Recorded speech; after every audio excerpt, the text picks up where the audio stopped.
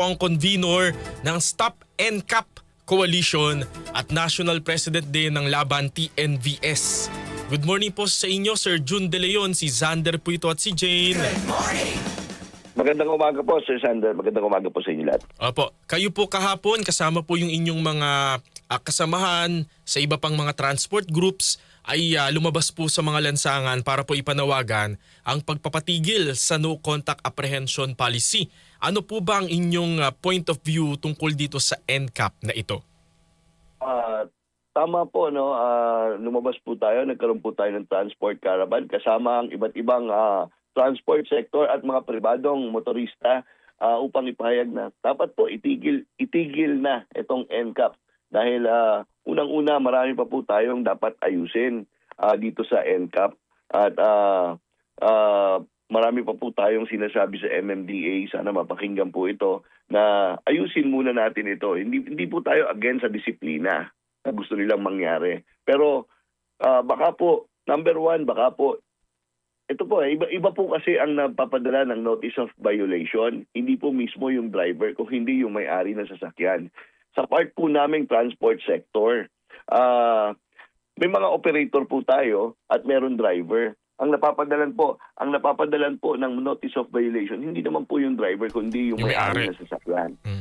Yan po ang unang-una. At pangalawa po, yung napakataas na multa. No? Dati po, sinuportahan po natin yan, MMDA NCAP. Wala po tayong, noong 2022, bago po na TRO po yan, sinuportahan po natin yan kasi yung MMDA na multa ay 150 to 300 pesos. Samantalang yung LGU na NCAP, 2,000 hanggang 5,000 pesos.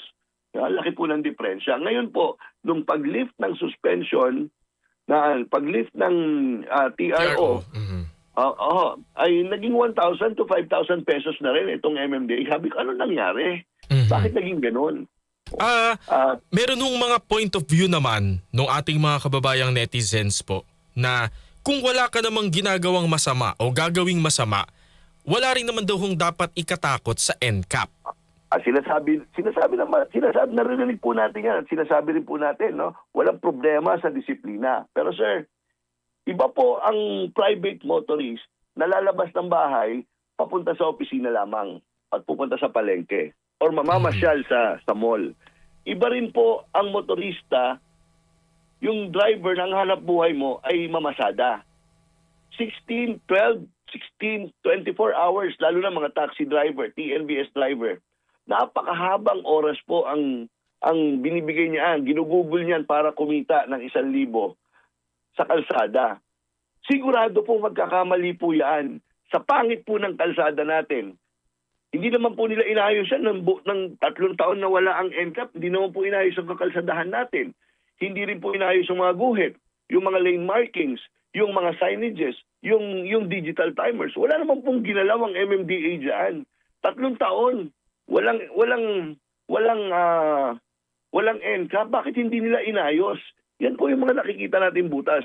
Babalikan ko po yung sinasabi ko na 12 to 16 hours hanggang 24 hours nagmamaneho itong mga tsuper natin. Taxi, etc. Sigurado po magkakamali po yan.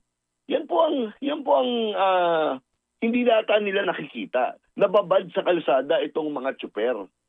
At napakapangit po ng kakalsadahan natin na talagang magkakamali. Lalo na pag umulan ng konti, may baha. Paano makikita ang mga lane markings? So, yung mga truck drivers natin na nanggaling sa Visayas, Mindanao, pupunta rito sa Metro Manila, sigurado po magkakamali yan sa kalituhan dahil dito sa kalsadahan natin sa Metro Manila. Yan po ang inahayaw natin.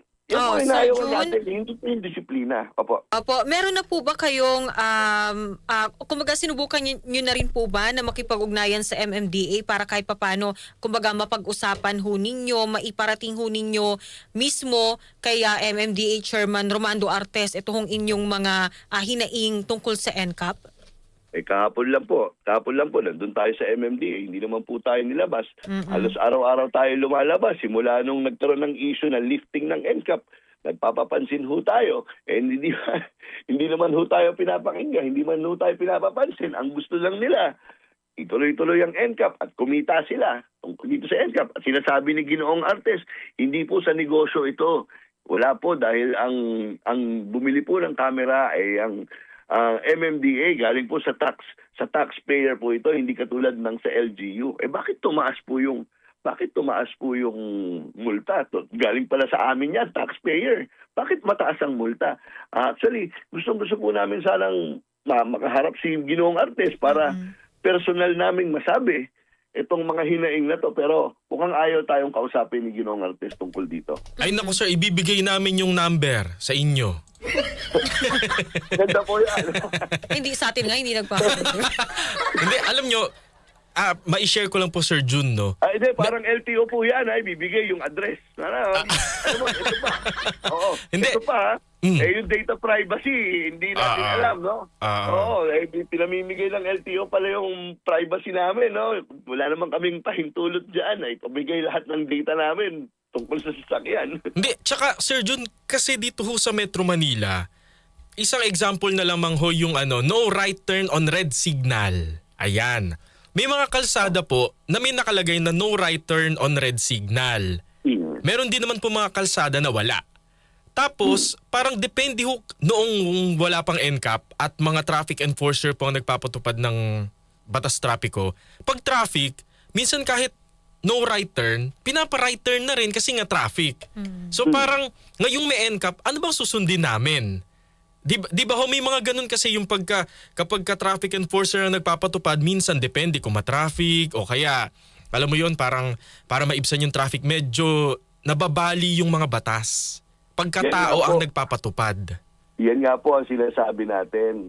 Kailangan ayusin muna natin yung mga markings na yan kasi may kalituhan po yan. Kakanan ba ako dito? Hindi. Diba? Kapag traffic, tama po yan.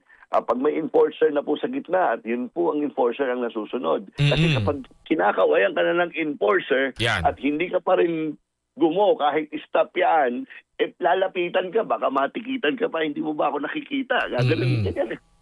Na pinapagona kita kasi traffic na. Pero sinasabi nila sir sa ibang bansa, may NCAP po doon. Katulad ng Singapore. Alam niyo po, secondary lamang ang NCAP sa ibang bansa. Nag-i-invest pa rin po ang estado ng Singapore sa mga enforcers. At sa tingin ko, yun ang tama dito sa atin dahil makikipot po ang kalsada natin dito. Kailangan super traffic dito, super dami ng sasakyan. Kailangan po natin ng maraming enforcer. Yun talagang nagmamando ng trapiko, hindi yung nakatambay sa ilalim ng puno, nagtatago kapag merong nagkamali, biglang lulutang, biglang lalabas. Surprise! Meron palang traffic enforcer. Meron yan sir sa Manila. Ay nako, alam po natin lahat yan.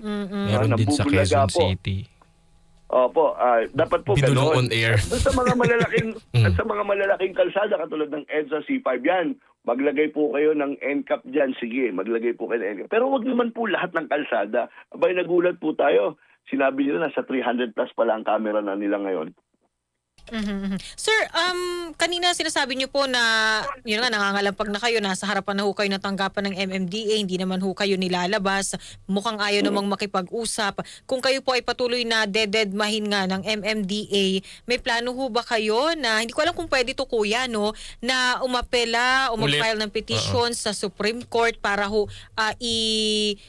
tawag dito, yung i-lift yung suspension ng TRO dito po sa NCAP? Meron na po nag-file ng petition. Meron na po motion for reconsideration yata yung mga nag-file dati ng TRO. Sila po kasi ang pwedeng mag-file. Pero mga transport group din po yan. Noong nakasama po natin sa staff NCAP yan, kami po yung nasa kalsada. Sila naman po yung mga legal battle natin. Alam niyo, marami pong gumagalaw. May mga private sector din na private motorist din na nagpa-file. Kaya yan, sinusuportahan po natin yan. Nagsusuportahan naman po parehas. Okay. Opo. Sir Jun, maraming salamat po sa inyong panahon. Thank you, sir. Maraming salamat po. Mabuhay po yung programa. Ayan, si Sir Jun De Leon, ang convener po ng Stop NCAP Coalition at ang National President ng Laban TNVS. Diyan lang kayo mga kasama. Marami pang mga balita, siksik, liglig dito sa Unang Radyo. Unang Balita. 6:45. That time check was brought to you by Pagcor, creating opportunities beyond gaming. Para di madaling masira ang ngipin ng pamilya, ngayon pa lang, Unique toothpaste for brushing every after kumain. dahil ang unique toothpaste may Max Protect formula. Ngipin ay Max Alaga, Max Protektado pa. Helps stop cavities even before they start while keeping breath fresh.